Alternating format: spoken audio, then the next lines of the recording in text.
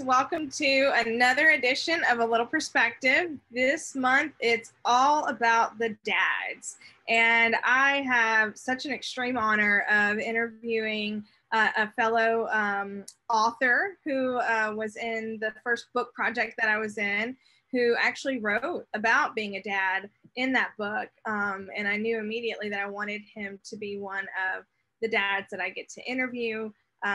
He is an amazing human. He is a very, very kind soul, and hilarious as hell. And so I'm super, super amped to have him with us. Thank you, Eric, for joining us. Why don't you tell us a little bit about yourself? All right. Thank you for having me. I was very excited when I found out that you wanted to interview me again for something completely different. So anytime that I get to have an interview with you, it's different. I really enjoy it. So I am a master facilitator for a Fortune 500 company. I am a servant leader and a diversity advocate. And thanks to our previous project, Finally Free, I am also a best-selling author. Really, what my whole goal is to be a servant leader, a role model, lead by example, not only in the business world, but also in the personal world. And, you know, how else better can I do that than to be that lead by example and that role model for my children? So happy to be here. I'm excited. And I can't wait to see what questions you're going to throw at me. Well, I already asked my first one off camera and it didn't work. So we'll have to see. Maybe okay. We'll put on the spot of work. No, I'm just kidding. So, tell us about your kids. So I have two boys. I have a 9-year-old, Colston, and I have a 5-year-old, Aiden. When we first met, that's something we had in common. We both had Aidens in our life. So, and even though they're both Aidens, they're completely different. I mean, we got a boy and a girl. We got, we have the one that is just so out there and crazy. And then we have one that is kind of not so out there and crazy until they get to know you. Yeah. Different ages, different name spelling, but you know what? It was something that we had in common, and it was something that helped us bond. Yeah. And then Aiden and Mouse, they bonded too. Both when they first met, and then again at the book signing, or not at the book signing. That was, never mind, disregard. And so that was, I'm having a moment, I guess, a senior moment. That's right. We're getting older every day. Oh, goodness. Okay. So have you always wanted to be a dad? Is that something that you've always imagined? As far back as I can remember, I always wanted to have a big family growing up, being an only child. Mm-hmm. I wanted to have multiple children so that they would have that built-in best friend. Mm-hmm. As some of our other authors call it, the biological besties. Mm-hmm. Yeah. Siblinghood is it's interesting, and I had a sister, and so growing up, I have several friends that are only children, and being able to really see the difference, and even in adulthood as a single child versus having siblings, it's really interesting. I wanted 5 kids because of that. I wanted them all to have each other, and 3 is enough though. Three's plenty. Good. I'm good with 3 because you don't really know what parenthood is like until you become one. And then when you add in special needs, then that just completely flips the script. So tell us a little bit about being a dad of a child with special needs. So when we first found out about Colston's special need, He is a child that has Dravet syndrome. It is an epileptic syndrome that could be passed down genetic, or it can be a mutation on its own, to where we were tested and we came back negative as carriers, so it was not passed down from us. He has a gene mutation that his brain is cognizant of what's going on. However, he is very low verbal and he has issues with seizures.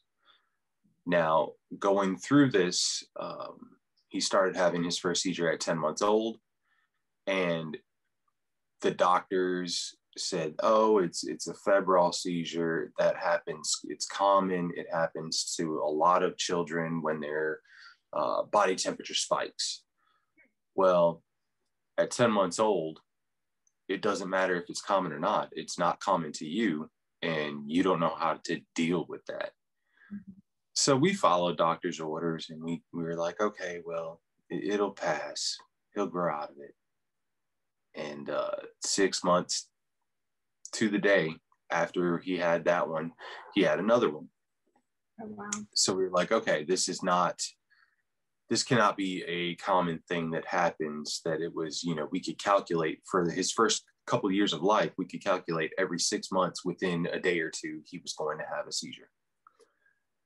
When we finally got the diagnosis that it is Dravet, we found out that he does not have any definitive triggers. So like some people that are epileptic, they are sensitive to sound, or they're sensitive to flashing lights. Those may trigger Colston, but they may not. He doesn't have anything definitive except for his body temperature. So to have a 9-year-old that really you have to be cautious of even letting him go play outside and be a normal child, it can wear down on you, not only on him, but also on the parents and the caretakers. Absolutely. It's and a lot of, statistically, a lot of marriages don't survive special needs families because it is so wearing and intensive and stressful. And in Finally Free, the book that we were in, your chapter is about being a dad of special needs son and what being a man in this day and age means. So I would love for you to tell us a little bit about why you chose that subject to write on. So just the topic, just the name of the book, Finally Free. As men, we are always told, you feel on the inside. You don't let those feelings out. You don't talk about it. You just man up and you hold on to everything. Well, when you hold on to everything, that's when it starts to affect you. And that's when those statistics come in. And you can't hold that relationship because there's no communication. And communication is key to your whole relationship. So without the communication, you can't heal issues. You can't talk about issues. You might not even know there's issues there because you don't say anything. I had times where I would sit in my car alone and cry just so that I wouldn't show that emotion and show what I was going through, so that I could be strong for the rest of the family that was going through the same things that I was going through. But I noticed that they dealt with things differently. They talked about it. And then once they talked about it, it would make things easier on them. So I said, you know what? I'm going to give that a try. I have, besides me and my boys, it's a lot of women in my family. Yeah, strong women. And, yeah. So I need to take a lesson from them, and I just need to talk about it. When we found out the diagnosis, we were suggested to find support systems, support groups. And there were a couple of support groups online that we had found through Facebook. And it was fine and great, but everything was mothers, nurses, and caretakers and grandmothers. There really wasn't a whole lot for the fathers. Mm-hmm. So I started digging deeper, and I found a couple of support groups that were just for fathers. So there's one that I'm in that's Life of Dad, and that's just a father in general. And then I was actually able to, I don't know how I stumbled across it, but I'm actually in a group for Drave dads. Oh, wow. And just some of the things that get talked about in there is like, well, that's great, but you need to share that with your partner. You need to share that with your family. I mean, it's going to take some steps. You have to work your way up to it, but everyone will benefit from it in the long run. Absolutely. Absolutely. I think I love that there are groups out there. I think that's a great first step. But like you said, it has to go beyond that. But it's got to be nice to be able to have a community that can really understand what you're going through. I mean, I'm a person with dwarfism, and there's a ton of different, very specific communities on Facebook, and they're really neat to be a part of. But I'm actually working on bringing some of those conversations out of the groups and into the general public, because I feel like it's great to relate with someone who is going through, you know, similar things and have that kind of I see you moment. But it's also great to be able to say, this is what we deal with, and so that others can say, I see you as well, or to feel seen by just in general. And so I love that you chose this topic in this book. And what's even better is, so the book is mostly women, and mostly women talking about, you know, moments of times where they felt empowered, or they overcame something, or, you know, how they broke free, which is, you know, girl power, women empowerment, rah, rah. And that's definitely been a common theme in the last few years. And I'm a feminist. I'm all for that, hands down, absolutely. But I think sometimes in most sociological things, as far as the pendulum has been swung one way, it has to swing back the other.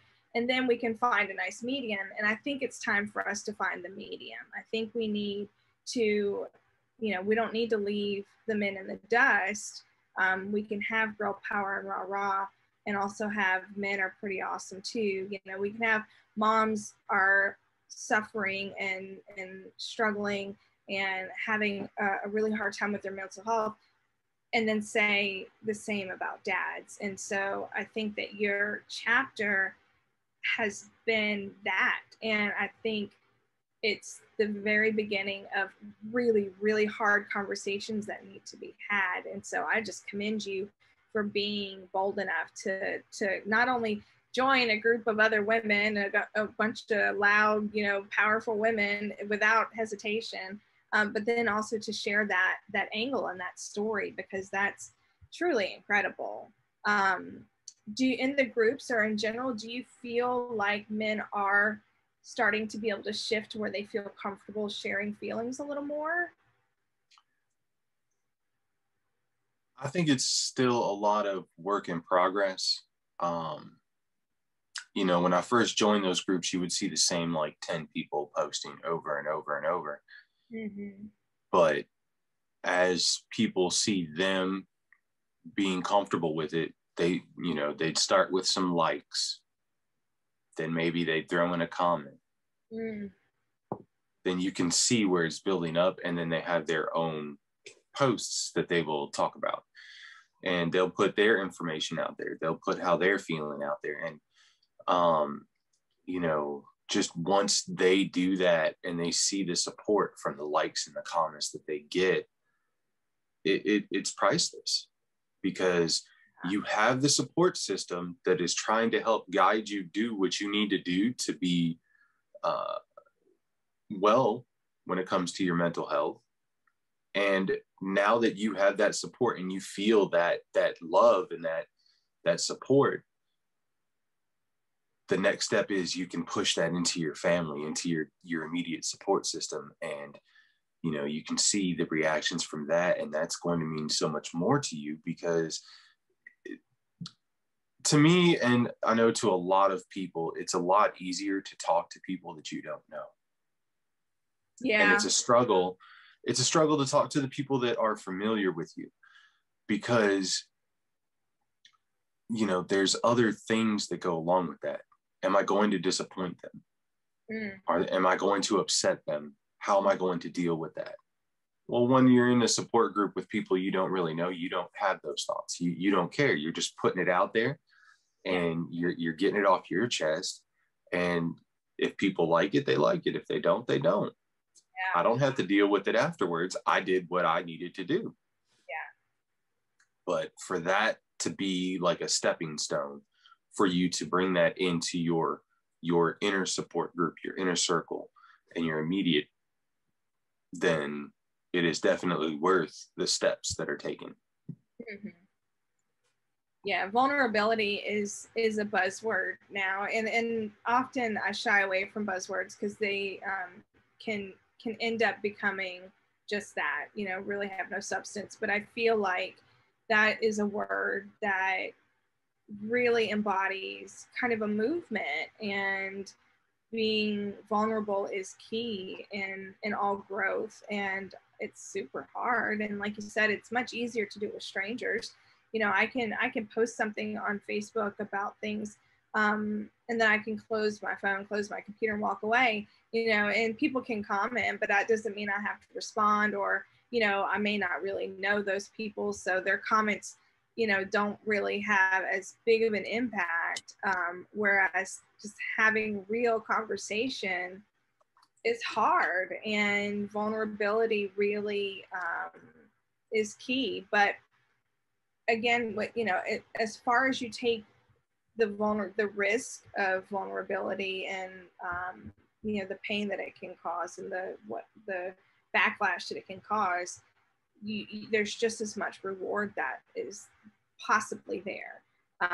It's just not guaranteed, and we love guarantees, right? We want to know what we're going to get out of something, and opening conversations with loved ones, especially with spouses and things like that, can sometimes feel like a Pandora's box. You know, you just don't know what you're letting out.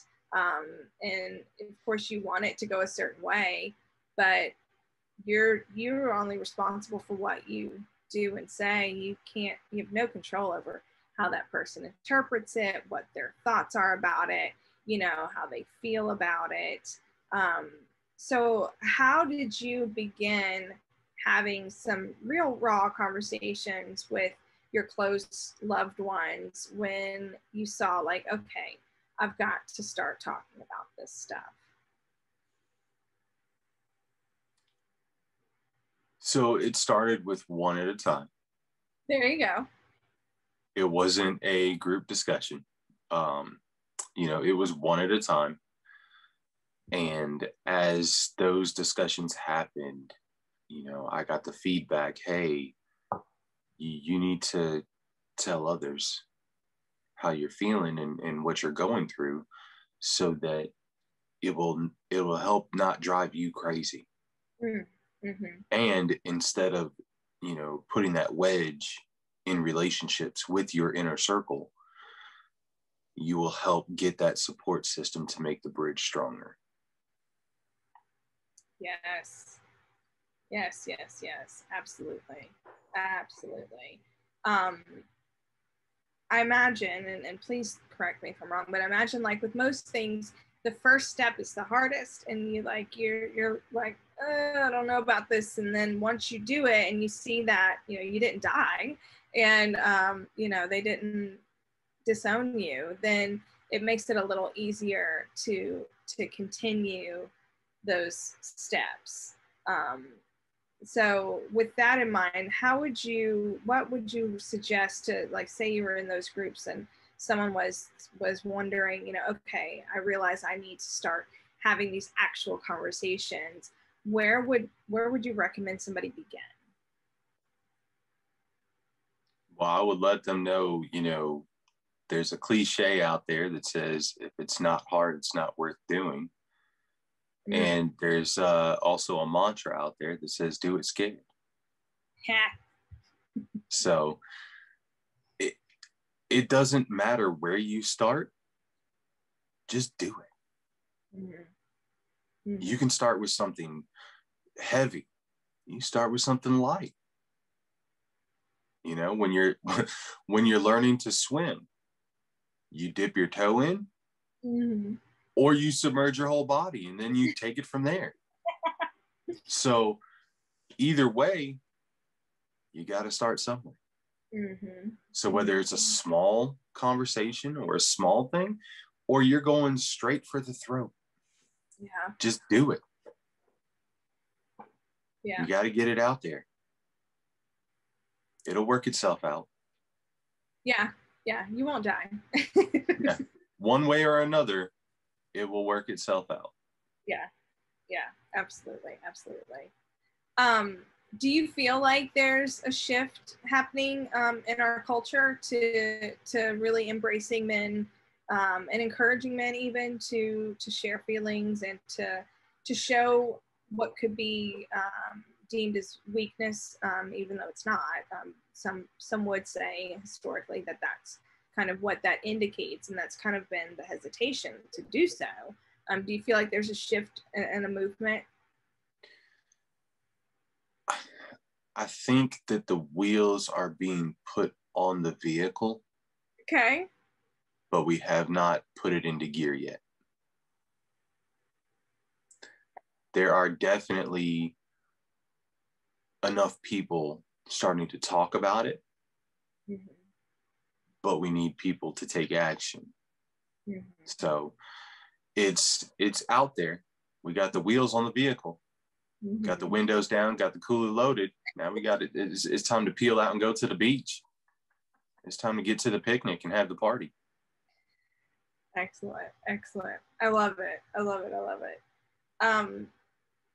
So you have an intense job. I'm familiar with what you do and how hard you work. You have a wife. You have a very energetic young son.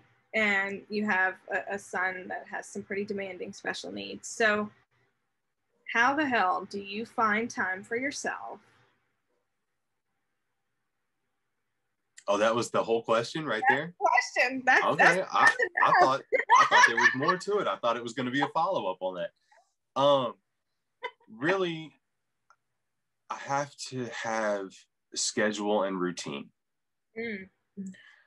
I will be able to work things in for time for myself while I am doing things with the family. So, for example, I do Sunday morning breakfast for the family. I'll get up, I'll start cooking. Well, you know what? Kids are doing one thing.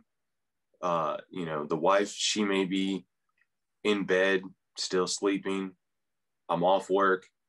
That's my alone time. Mm-hmm. I have that time for myself there while I'm cooking. I enjoy cooking. It's therapeutic for me. And it's my alone quiet time because they know, hey, Dada's cooking food. We're going to eat. Let's leave him alone so that we can eat. So, you have to carve your time in. With what I do for my everyday job, I have an hour drive one way. So I have plenty of time to kind of decompress and work through some things in my head. But you have to be able to find time for yourself, but you also have to balance that. You need time for the kids. You need time for the wife. Mm-hmm. It's just like having friends. You have to keep in contact with them or you'll start losing touch. Mm-hmm. I can almost relate it back to a computer game called The Sims. I don't know if I'm aging myself or if there's people out there that even know what it is, but you know, if you don't call your neighbor and have them come over and spend some time with them, then they get mad at you and they don't come by your house. Yeah. Then you get unhappy because you don't have any socialization. Yeah. Yeah. So yeah, alone time and me time is good, but I need that social time as well. Mm-hmm. Mm-hmm. Yeah, my Aiden plays Sims, so she's a big old nerd though, so it doesn't surprise me. But that's such a great analogy. That was such a great. They did so well with that game.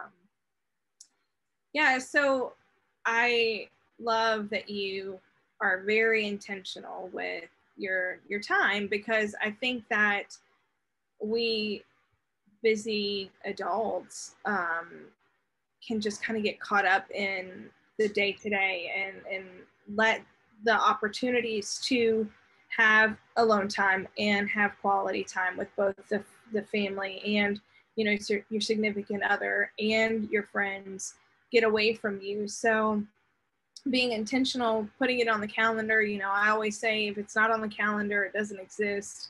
Because, you know, you just have to really manage your time efficiently, and being in the position that you are with your job, you definitely know all about managing time, for sure. So, you know, you and speaking of, you have a getaway planned with the wife, you know, that's awesome. That's perfect. And I'm thrilled to see you, you know, do that and make that a priority. You definitely are someone to look up to in that realm. You know, you're a very, very conscientious father and husband, and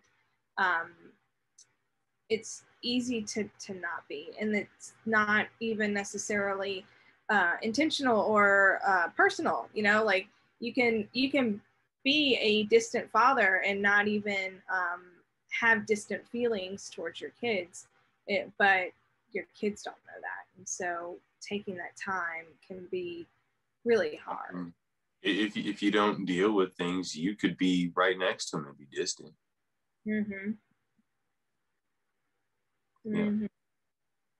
And I will say thank you for saying that I'm someone to look up to. I actually took a note from you because my whole planning and scheduling and everything was always mental. You know, I tend to have a good memory and I keep things in the brain, but after working with you for a little bit, I've started actually filling things in on my calendar on my phone. So Nice.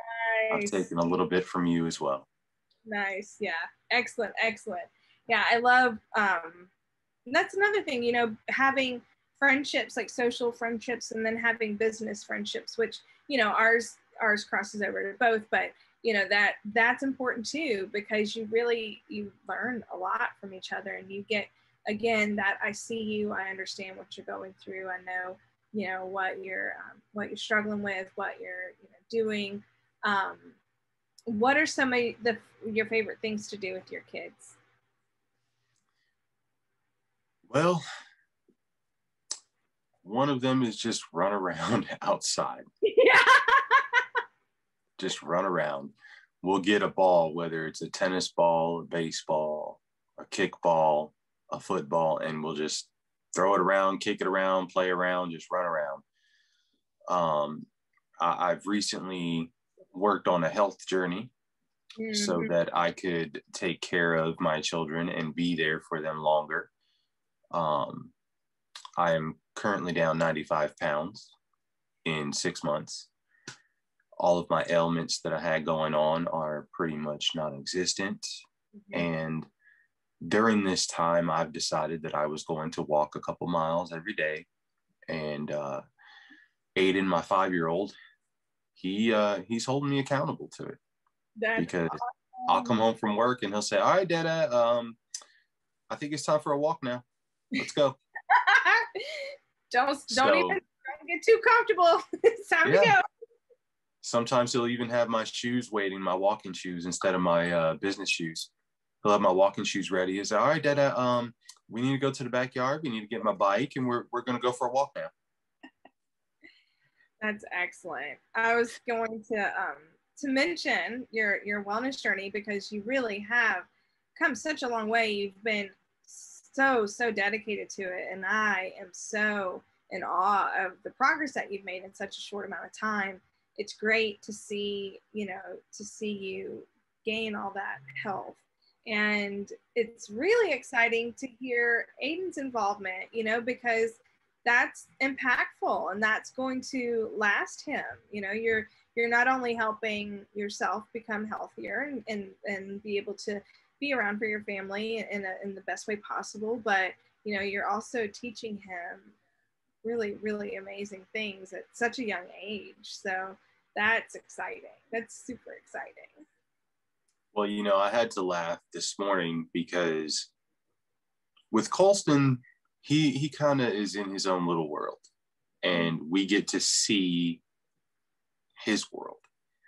So I never really had this experience with him, but I noticed on my morning routines, Aiden wants to come help me make my coffee. Mm-hmm. And then I'll have oatmeal, so he'll help me make my oatmeal. Mm-hmm. Well, then I'll have my coffee and my oatmeal. I'll set it down on the table. And he said, Dada, we need to make my oatmeal now. And he doesn't eat oatmeal. So whatever I put in that bowl, he calls it his oatmeal. So it could be cereal with milk. It could be some Chef Boyardee. It could be leftover rice. Whatever it is, that's his oatmeal. Yeah. And he has to have his coffee tea or his coffee water in the same exact cup as me. Yeah. Whatever he's drinking has to be in the same cup, just like Dada. And, I laugh because he doesn't know that I'm watching him, but I'll take a bite and then I see him take a bite. If I take a drink, he'll take a drink. So those were things that I didn't get to experience with Colston. And, it like you said at the beginning of this interview, you don't know parenthood until you become a parent. Well, every time you add another child, parenthood changes. Yeah. So not only did I not have experiences with Colston that I've had with Aiden, well, I've had experiences with Colston that I haven't had with Aiden. Mm-hmm. But each child is going to have different needs. They're going to have different ways, different personalities. And, for me to be able to adjust to each one of those personalities and needs and characteristics, but for me to sit down at the end of the day and hear Aiden say, I need to go check on my brother. I need to make sure he's okay. And then when Colston comes running through, he'll run up to Aiden and he'll just give him a big hug. Say, oh, hug. And give him a big hug. To the point where I've laughed at these children because they have such force when they're loving on each other that they'll get knocked down and they'll just be rolling around on the ground looking like they're wrestling, but they're just hugging. But just for them to have that bond and for me to witness that bond and know that I had something to do with it, it's amazing for me as a father. That's incredible. Oh, that's incredible. That's wonderful. You are a game changer, Eric, and I cannot wait to see what you have in store because you are going to make big differences in so many lives. I know it. I'm thrilled. And I'm excited to be able to watch it from now, from the wheels to the peeling off. I can't wait. It's really, really an honor. So last question, what would you say to someone who is a new dad? What piece of advice would you impart on them? You're not going to break the kid.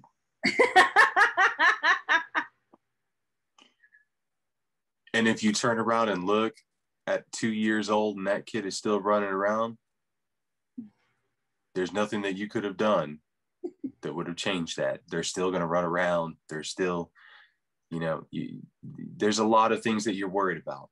Mm-hmm. A lot of dads are worried about holding the child because I don't want to break it. I don't want to hurt the baby. Well, guess what? You're not going to hurt the baby. Mm-hmm. Scoop them up, take them, walk, hold them, switch them around, move them around. You know, I'm pretty certain we've all had an incident where children have fallen off of chairs or tables or beds, or we've bumped their heads. Guess what? You bump your head.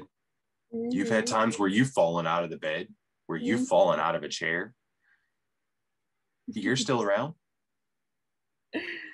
They're going to be all right. Right. So do things that are going to be fun. Learn new things, try new things. Mm-hmm. Don't be scared to give up a little control. I love that. Yeah. Yeah, it is true. You see these big manly men like scared to hold this tiny baby, and that baby just came out of your wife's, your significant other's body. Like, that baby is perfectly fine. And trust me, if the baby's not happy, the baby will let you know. That is the truth, for sure, for sure. Oh, that's good stuff. All right, Eric. So, like I said, I think, well, I know that you are going to be doing really great things, and I would love for the audience to be able to follow you. So what is the best way for anyone who's watching to connect with you? The best way is going to be on Facebook. I am on Facebook as Eric D. Willoughby. And you'll see the picture of me on there. As I found out recently, there are multiple Eric D. Willoughbys on Facebook. I didn't know that. Every time that I've ever had anyone search for it, I was the only one. But when I was trying to find out my Facebook URL, there's actually 5 more besides me that I know of, and possibly more after that. And none of them are me except for me. Well, we'll put the link to that in the comments, so then that makes it easier for everyone. All right. And then if you'd like to contact me, my email is ewilloughby1, the number 1, @gmail.com. Excellent. Excellent. We'll put that in the comments too, just to make it easier. You know, reach out to Eric.